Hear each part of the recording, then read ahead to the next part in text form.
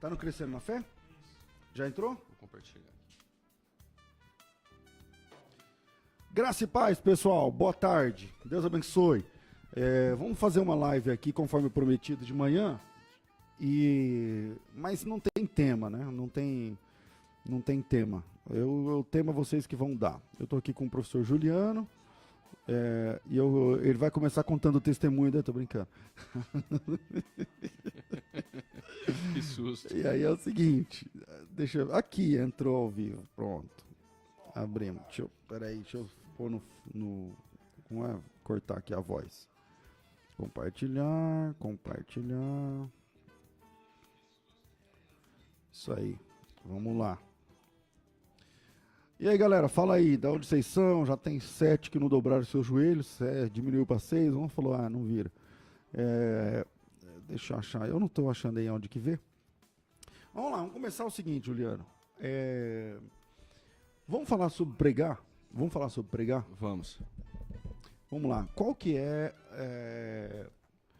a rotina, seria o caminho para uma boa pregação, cara, na tua opinião? Ter vida com Deus.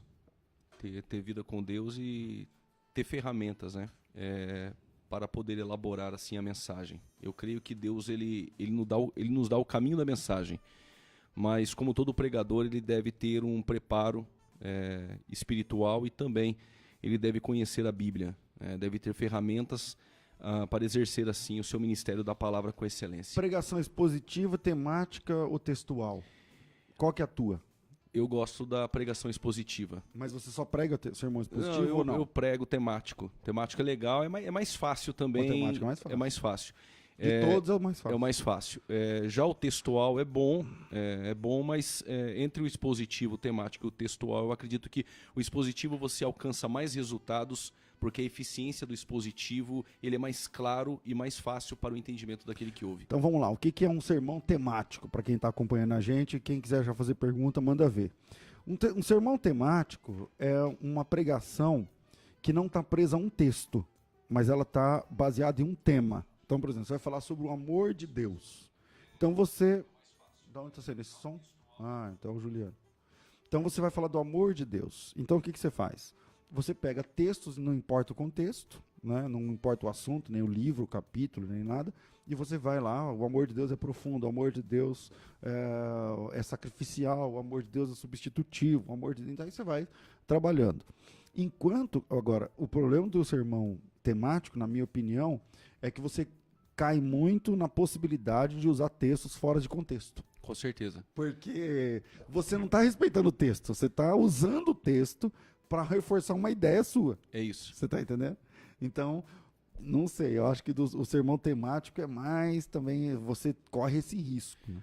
Quando, por exemplo, escolho um tema, né? Eu vou falar sobre fé. E fé de Abraão, a fé de Raabe, vou terminar na fé da mulher do fluxo de sangue. Nós, pregadores, temos a tendência que na hora que nós estamos ministrando, vem outras ideias. E se não tomar cuidado, aí você vai falar sobre a soberba de Saul, vai terminar no livro do Apocalipse e não volta para o tema. Volta mais pro tema. Isso é um erro que nós não podemos cometer na hora da mensagem. É isso aí.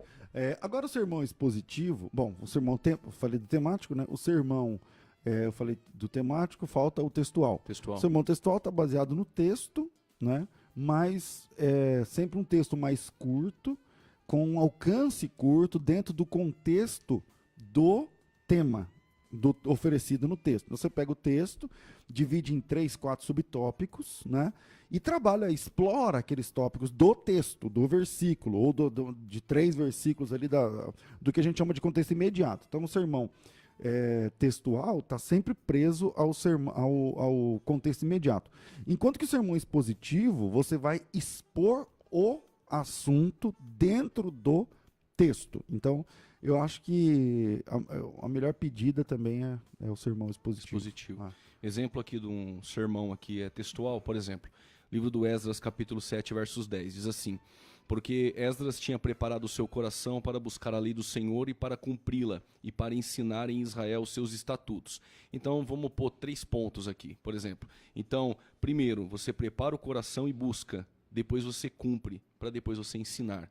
E aí a pessoa tem que ter uma desenvoltura, 3 pontos, E aí tem que ter uma desenvoltura legal para poder aí, dentro de 40, 50 minutos, pregar esse sermão. Você tem uma pergunta pra gente, manda pra cá. Não tá ao vivo no Face, mas não tá ao vivo na rádio, né?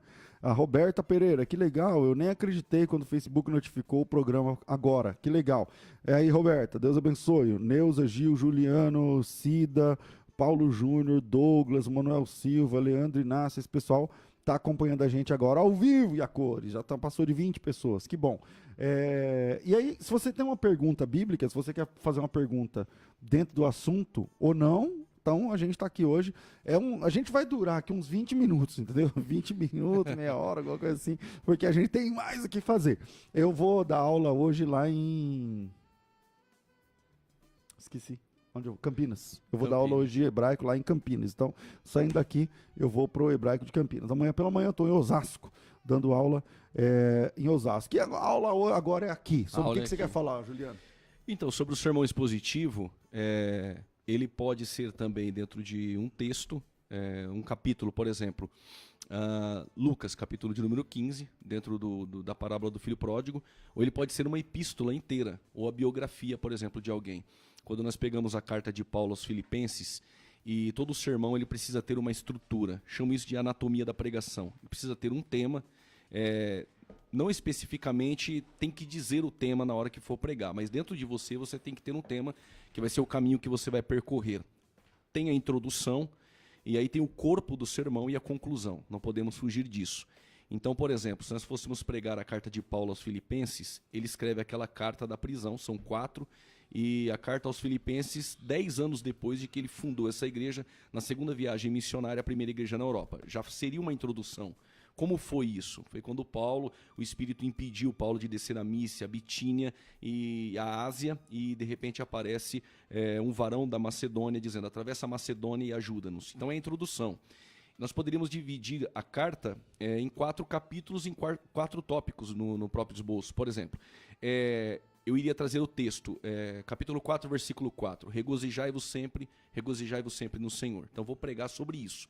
A alegria que Paulo tem em escrever essa carta. E ele divide ela em 4 capítulos e são 4 pontos no sermão expositivo. Por exemplo, no capítulo de número 1 ele fala sobre a alegria do sofrer, que as prisões de Paulo contribuíram para o evangelho. No capítulo 2 ele fala sobre a alegria em servir. Ele dá o exemplo de Jesus Cristo, que não teve por usurpação ser igual a Deus. No capítulo 3 ele fala sobre a alegria em crer. E no capítulo de número 4, a alegria em contribuir. E mesmo que você passe necessidade, posso todas as coisas naquele que me fortalece. Então daria um bom sermão expositivo, mas aí a pessoa precisa ter habilidade para, com a carta, ler mais ou menos... Tem que ter muito conhecimento bíblico. Né, textual mesmo. Com certeza. E depois dos versículos que estão interligados, os assuntos. Por exemplo, de todos os 3 tipos de sermões, expositivo, textual e temático, o expositivo é o mais profundo e mais longo. Não tem como você pregar uma mensagem dessa em 15 minutos. Não tem. Não tem como você pregar uma mensagem dessa em 20 minutos. Tá certo? Bom, deixa eu ver se tem pergunta aqui do pessoal. Hernani Ribas, tá aí o Hernani participando, lá de Ribeirão Pires. Milena Claudemir, Hernani também de novo, forte abraço, que legal. Deixa eu ver, tem aqui uma. Pastor, nós escolhemos o tema para fazer a pregação ou damos nome ao tema depois de ter um esboço já pronto? Tem algum jeito mais certo? O que você pensa? Pastor, aí a homilética não explica, porque aí vai da intimidade de cada um com Deus. Por exemplo, já teve momentos que eu desci em oração para orar e Deus ministrou um texto no meu coração. E depois foi confirmado isso e eu comecei a elaborar o sermão sem tema, expositivo. E no final, quando eu joguei no papel, no caderno, aí veio o tema. Olha, Deus está pedindo que ministre sobre isso. Também acontece comigo assim, às vezes, por essa madrugada, eu acordei antes das 4. E aí vem uma palavra no meu coração. Aí você levanta, ora. Aí o que eu faço? Vou contar aqui meus segredinhos. Eu pego aqui a anotação do bloco de notas do celular.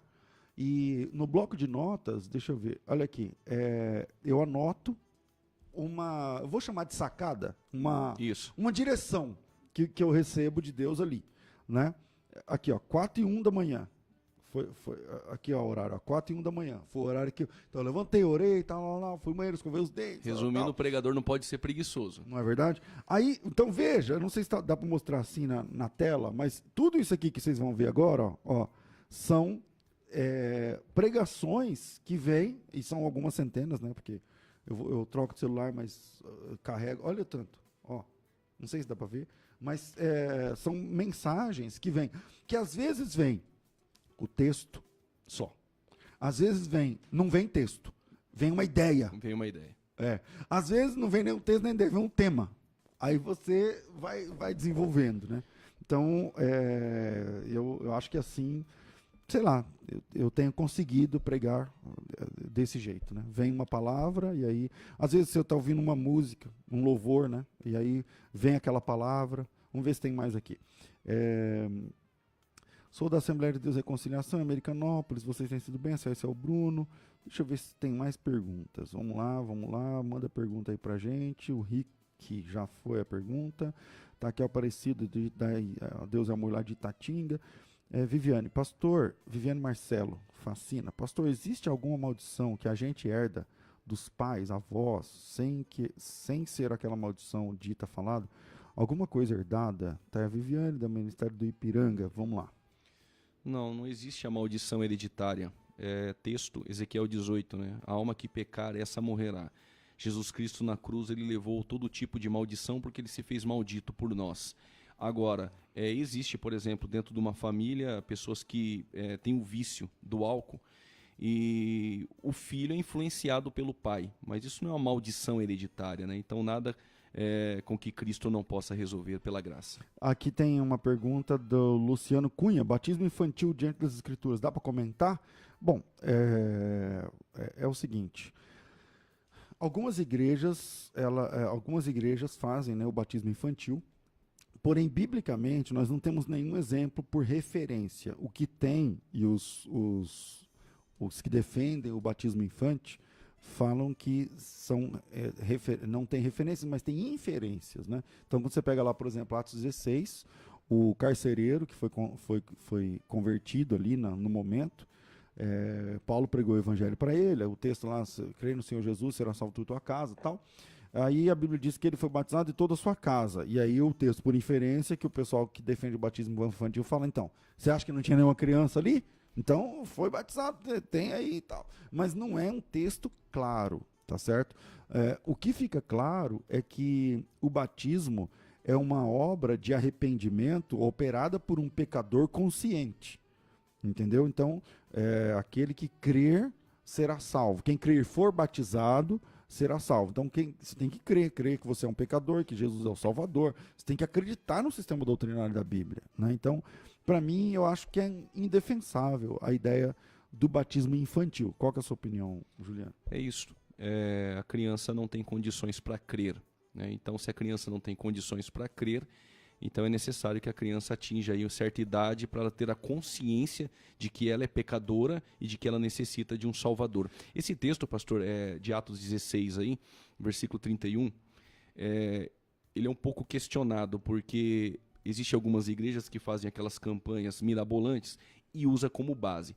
Crê no Senhor Jesus Cristo e será salvo tu e tua casa. Aí fica uma interrogativa. Aquele texto era para aquele momento específico ou é uma promessa vigente para nós? Porque tem pessoas, por exemplo, que são cristãos, autênticos, vida de oração, vida com Deus, e tem alguém da família que morre na perdição. Então aquele texto não se cumpriu. Então nós temos que entender que não é uma promessa direta a todos nós alcançando. Existe ainda... Na verdade, é uma questão de entender o português também. O texto diz assim, crê no Senhor Jesus, será salvo, vírgula, tu e tua casa. É claro que o texto grego não tem vírgula, mas vamos lá. Crê no Senhor Jesus, será salvo. E isso vale para você e para sua casa. Ou seja, não é que se você se converter, toda a sua casa é salva sem que eles creiam. Isso. Legal. Entendeu? Então, crê no Senhor Jesus e será salvo. Isso é para você, isso é para tua casa. E eu estou falando isso baseado não no capítulo 16, mas lá no capítulo 2, quando o apóstolo Pedro prega, ele fala assim, isso é para quem está perto, para quem está longe, tantos quantos Deus nosso Senhor chamar. Então, o Senhor continua chamando. E aquilo que vale para o Juliano, vale para mim. E vale para você que está assistindo, né? Então, vamos lá. Vamos ver se tem alguma outra pergunta. é verdade que às vezes você prepara um sermão e Deus muda a palavra durante o culto? Para mim mas vamos lá. Juliano, como que é a pergunta? É verdade que às vezes você prepara um sermão, mas Deus muda a palavra no meio do culto, né? Durante o culto rolando? Então. Já passou por isso ou não? Eu não, passei, mas assim, eu creio dessa forma, né? O Espírito Santo pode mudar, mas ele vai mudar em cima daquilo que você tem. Então, já vi pregadores, por exemplo, começar a pregação sobre a mulher do fluxo de sangue, em 10 minutos ela foi curada. E aí eu percebi que o pregador não tinha mensagem. Não tinha mais. Não tinha mais. Oferecer, né? Não tinha para oferecer. Aí ele começou a contar histórias, aí ele disse assim, o Espírito Santo mudou tudo. Então, erros nós não podemos colocar nas costas do Espírito Santo. Tá? Agora, pode acontecer. Já fui, por exemplo, em festividades, né, que chamam de festividades, ministrar e tinha um tema. E a palavra que Deus colocou no meu coração era outra. Então, e foi na hora do culto que eu desci em oração e o Espírito Santo ministrou outra palavra no meu coração e eu preguei aquilo que Deus pediu. Então vamos lá. Fernando Negro Henrique, as traduções não seria uma forma de tirar deve ser, deixa eu ver, vamos lá. Não está bem escrito, viu, Fernando? Vamos lá. As traduções não seriam uma forma de tirar algumas textos do texto original? Eu não entendi. Você entendeu? Não. Então vamos lá. Pastor Juliano, Bruno Miranda agora. Dá uma explanada sobre o arrebatamento na linha pré-tribulacionista. Gosto da forma que o irmão sistematiza. E aí, Juliano? Então, sobre o arrebatamento pré-tribulacionista, existem alguns pontos para que nós usamos, né? Por exemplo, um abrir e fechar de olhos. Como se dará isso?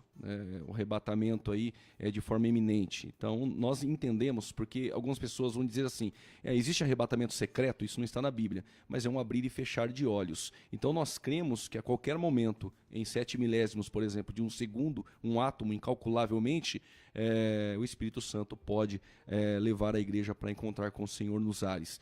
E tem alguns outros textos, por exemplo, Paulo dizendo que nos livrará da ira, né, futura, e essa ira nós entendemos que é um período tribulacional. Então nós acreditamos que a igreja ela é arrebatada e depois começa 7 anos de tribulação. E aí vem o cavalo branco, que é o anticristo, surge o anticristo, e alguém pode usar o texto de Tessalonicenses que Paulo vai dizer, mas essas coisas não vão acontecer, né, sem que o filho da perdição apareça. Mas embaixo, Paulo ainda continua dizendo o seguinte, que aquilo que o detém, né, vai ser tirado, e quando for tirado, aí sim ele se manifesta como anticristo. Tem muitas coisas para discorrer, por exemplo, o pensamento pós-tribulacionista também tem textos bons, né? Então, nós acreditamos que Jesus Cristo ele arrebata a sua igreja. Vamos lá. Tem aqui o Luciano, obrigado pela resposta, Deus abençoe. A Ana Xavier dizendo que benção. Rick Mata Velha, acho que é. Pastor, como interpretar o texto que Deus endureceu o coração de Faraó? E quando diz que Deus se arrependeu, um texto, e o outro diz que Deus não é para que se arrependa, como é que funciona? E aí, Juliano? A palavra hebraica para o Gênesis 6 é nahan. Essa palavra lastimou-se, entristeceu. Então Deus não se arrepende, tá ok? Porque ele não muda. Malaquias vai dizer, capítulo 3, versículo 6. Eu sou o Senhor e não mudo. E Tiago, capítulo de número 1, também vai dizer que nele não há variação, tá ok? Então Deus não muda, não se arrepende. Ele se entristeceu de ter feito o homem. Sobre o endurecimento no coração de Faraó, não é que Deus pegou o coração de Faraó e endureceu como um Deus que determinou isso, um Deus carrasco ao ponto de vista de Calvino. Não é dessa forma.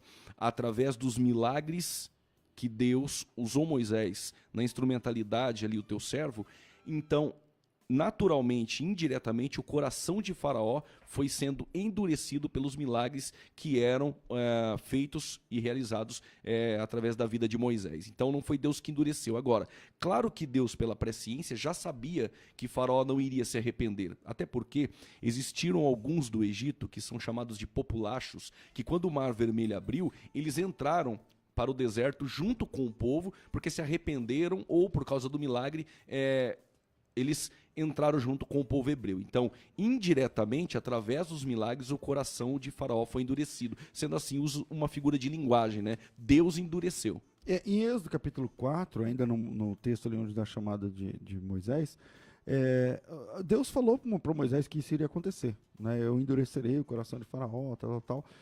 Enfim, tava tudo dentro do plano de Deus. Agora, vamos lá, tem mais, a gente vai terminando já, porque não é a ideia de fazer 1 hora de programa, já é 5h30 tal, mais uns 10 minutinhos a gente termina. O Igor, não sei se é Igor ou Roberto, deve ser marido ou mulher, não sei quem está fazendo a pergunta, ele diz o seguinte: Pastor César e Pastor Juliano, paz, hoje temos várias bíblias de estudos no mercado disponível para venda. Qual vocês indicam para compra e qual aconselham? Há uma bíblia de estudo perigosa devido ao seu conteúdo? Vocês são bênção de Deus? Então, uma pergunta, qual a sua opinião de bíblia? E depois eu falo a minha, vamos lá. A Bíblia de Estudo Pentecostal, por exemplo, é uma boa Bíblia, porém ela é tendenciosa ao movimento pentecostal. Já a Bíblia de Genebra, ela é tendenciosa ao calvinismo. A Bíblia Aplicação Pessoal é uma boa Bíblia, tá? Agora, eu não gosto de indicar Bíblia de estudo, eu gosto mais de comentário expositivo. Agora, a tradução, tem traduções boas, por exemplo. A Almeida Revista Corrigida, para mim, é boa. A Fiel também é boa. Agora, Bíblia de estudo, às vezes você fica refém do rodapé. A Bíblia Dake, eu acho que, na minha opinião, é uma das Bíblias onde o teólogo Finis Dake ele teve mais ousadia em trazer coisas que ninguém ousou tocar. E aí ele foi questionado por isso, questionado por igrejas que têm uma forma de pensar diferente. Então, todas as Bíblias, elas são boas. A palavra-chave, ao meu ver, ela é muito útil ao pregador. Então, existem várias Bíblias boas, mas como todos são humanos e são falhos, existem alguns pontos que uns concordam, outros não. A Bíblia Plenitude, por exemplo, pastor, vai dizer que foi Samuel mesmo, em 1 Samuel 28, que esteve ali conversando com Saul. Então, vale a pena ler tudo, mas extrair aquilo que é bom. Bom, como o Juliano falou, todas as Bíblias de estudo que existem, né? Não tem sobrou nada para mim. Ainda. É o seguinte, pessoal, eu não uso Bíblia de estudo, não. Eu não gosto. Eu acho que você tem que estudar, tá? Você tem que se aprofundar, faça um bom curso, sei lá.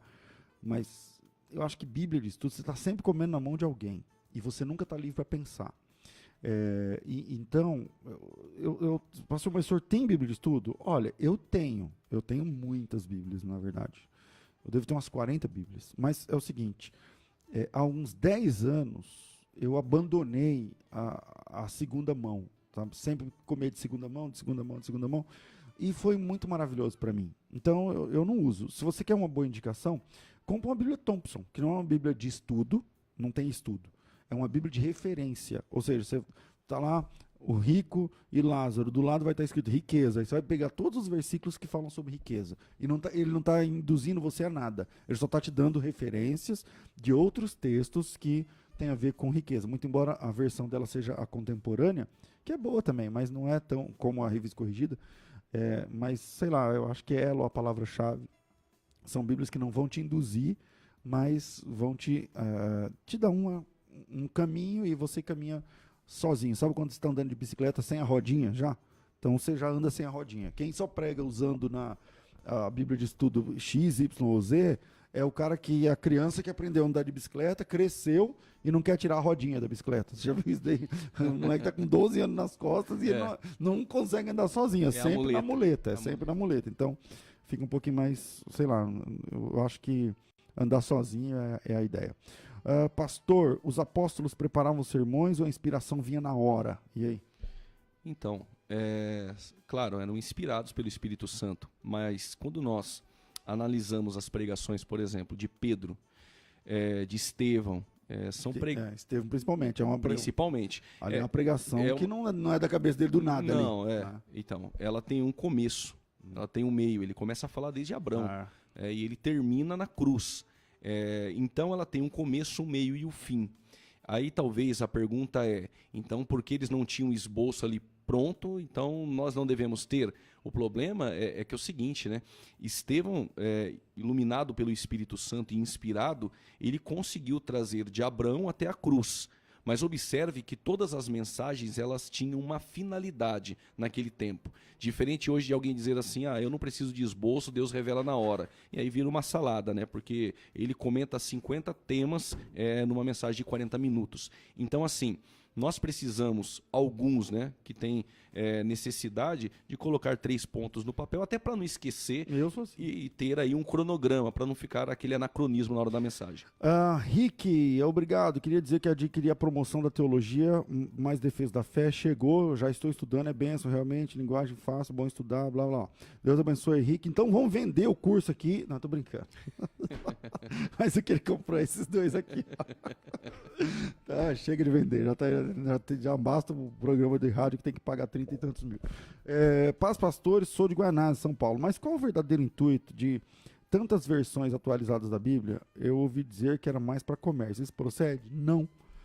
Não procede. Veja que as sociedades bíblicas, né, as organizações que traduzem a Bíblia, elas traduzem na intenção de facilitar o acesso. A Bíblia mais recorrente, né, no Brasil é a versão de Almeida, de João Ferreira de Almeida. Então tem João Ferreira de Almeida, a revista corrigida, revista atualizada no Brasil, contemporânea. O que mais? João Ferreira de Almeida, fiel ao texto original, tudo é João Ferreira de Almeida. Tá certo? Só que são atualizações. Eu tô com a Bíblia aqui, que é da década de 50, e outra aqui que é da década de 90. Então, algumas atualizações do português, por exemplo, nessa Bíblia aqui, eu estava até mostrando para o Juliano antes, a palavra Jesus, vou ver se eu consigo mostrar, e se eu conseguir, eu vou pedir para o Paulo colocar lá para mim, aí perto da câmera, para você dar uma olhada. Aqui, por exemplo, a Bíblia fala que o nome Jesus aqui é com acento. Deixa eu ver se eu acho aqui um versículo aqui, ó. Aqui está até circulado. Coloca lá perto da câmera ali, ó, o 11. Aí o pessoal vai ver que o nome Jesus está com acento. Acho que dá para ver aí, tá certo? Tá vendo? Então, são épocas diferentes, né? Não combina que Jesus chega lá em Lázaro, no túmulo, e fala assim: Lázaro, sai para fora. Tem versão assim, acho que a contemporânea é Lázaro, sai para fora, mas não dá para sair para dentro. Então, vem para fora, ou saia daí, saia de dentro, alguma coisa assim. Então, tem essa questão. A gente vai caminhando para o final. Deixa eu ver se deu certo aqui. Não sei se deu, mas vamos lá. Saudades, pastor César. A última vez que nos vimos foi em Santana. Um abraço, Ricardo. Saudade mesmo, Ricardo. Deus abençoe. Tá o Dorival aí, ó. O Dorival, meu pai na fé, pregou o evangelho para mim, lá no Mato Grosso. Tá ao vivo aí. Deixa eu acertar aqui que eu tô falando aqui. Dori, Deus abençoe, querido. Priscila Ferreira, Pai do Senhor, queria saber se jejum só é válido se for durante o dia todo. E aí, Juliano? Não precisa ser o dia todo. Mas também não dá para acordar às 9 e fazer até às 10, né? Então tem que ter aí um tempo de abstinência aí, do alimento sólido, né? Mas não tem na Bíblia, por exemplo, quanto tempo deve ser, tá? Mas deve ser um tempo em que você esteja em comunhão com Deus, meditação na palavra e também na oração. Fernando Henrique, minha pergunta é sobre esse texto. Quando é feito traduções, não se tira alguma palavra do texto, dos textos originais, tudo eu testifico a todo aquele que ouvir as palavras da profecia dessa lei. Se alguém lhe acrescentar alguma coisa, Deus lhe acrescenta. Ele está citando lá o texto de Apocalipse. Como é que fica essa questão, Juliano? Deu para entender? Deu. Na nossa Bíblia nós não temos textos tirados, né, e nem acrescentados. Agora, na tradução do Novo Mundo dos Testemunhos de Jeová, eles acrescentam e tiram, né? Aí é um problema seríssimo. Paz, pastor Juliano.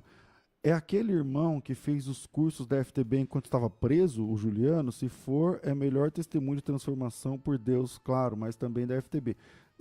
Tem vários testemunhos, né, meu? Não da FTB, Deus é que faz as coisas, mas sim, é o Juliano que deu aquele testemunho que hoje trabalha aqui com a gente. Bom, gente, a gente vai terminar porque eu não quero que fique chato, não quero que fique maçante. E foi legal, né, Juliano? Bênção de Deus. A gente vai tentar, nas tardes, pegar uma meia horinha e fazer aqui um café com Bíblia, tá certo? Café com Vamos Bíblia. Vamos pensar no outro nome, né? Pode ser Campo de Boaz, né? As espigas estão caindo aí da mesa. Certo, tá bom. Vamos deixar o pessoal escolher, vai. Gente, obrigado pelo carinho da audiência de vocês, quem está trabalhando, quem está em casa, quem está no escritório, quem está sei lá na onde. Deus abençoe todos vocês e acompanhe o nosso programa ao vivo pela rádio 98.1, pelos aplicativos Adora FM, todas as manhãs às 11 horas da manhã.